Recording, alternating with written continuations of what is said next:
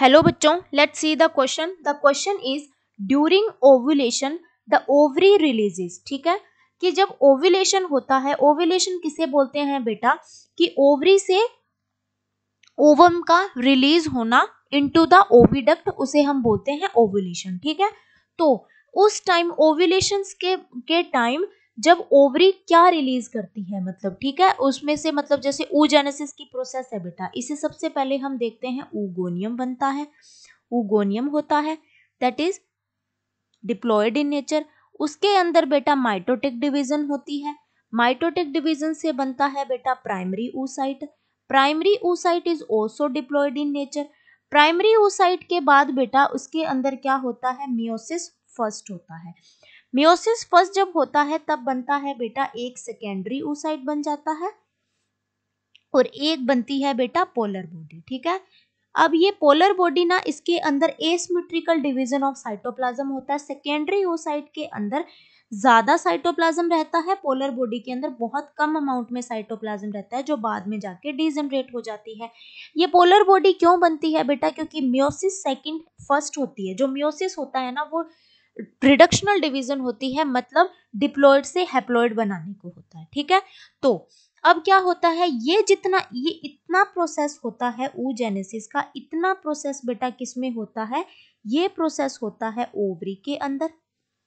ठीक है, अब क्या होता है कि ये जो सेकेंडरी oocyte है, ये इस कौन सा, देखो, जब oogoनियम बना, oogoनियम के बाद प्राइमरी oocyte बना। ये जो प्राइमरी oocyte के अंदर फर्स्ट मियोसिस है ना बेटा, फर्स्ट मियोसिस की प्रोफेज स्टेट में क्या होता है बेटा, ये हॉल्ट हो जाता है।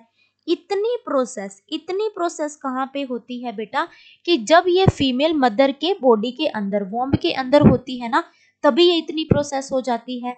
अब आगे जो मियोसिस फर्स्ट कंप्लीट कहाँ होती है बेटा, जब ये फीमेल है, ये 12 to 14 ईयर्स की एज में आती है, प्यूबर्टी की एज में आती है, तब आगे ये स्टार्ट होती है। ठीक है, और ये सारा सब कुछ, ये प्राइमरी फॉलिकल, क्या ये जो प्राइमरी oocyte है वो किस में होता है, प्राइमरी फॉलिकल के अंदर होता है।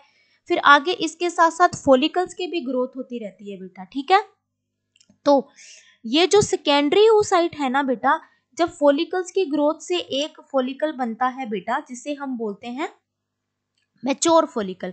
मैच्योर फॉलिकल के अंदर बेटा क्या रहता है, ये सेकेंडरी oocyte रहता है। ठीक है, प्यूबर्टी की एज में बेटा ये सारे हॉर्मोन्स बहुत ज्यादा, यहाँ पर फॉलिकुलर स्टिमुलेटिंग हार्मोन होता है जो फॉलिकल को स्टिमुलेट करता है, उनका लेवल हाई हो जाता है। ठीक है, तो ल्यूटेनाइजिंग हार्मोन के सर्ज की वजह से ये जो सेकेंडरी oocyte है ये रिलीज हो जाता है, और इसी को हम बोलते हैं बेटा ओव्यूलेशन। ठीक है, तो ओव्यूलेशन के टाइम ओवरी क्या रिलीज करती है, वो रिलीज करती है सेकेंडरी oocyte। ठीक है, सो ऑप्शंस देख लेते हैं। ऑप्शन ए बोल रहा है oogonia, गलत हो जाता है। बी ooted, ये भी गलत हो जाता है। सी प्राइमरी oocyte, ये भी गलत हो जाता है।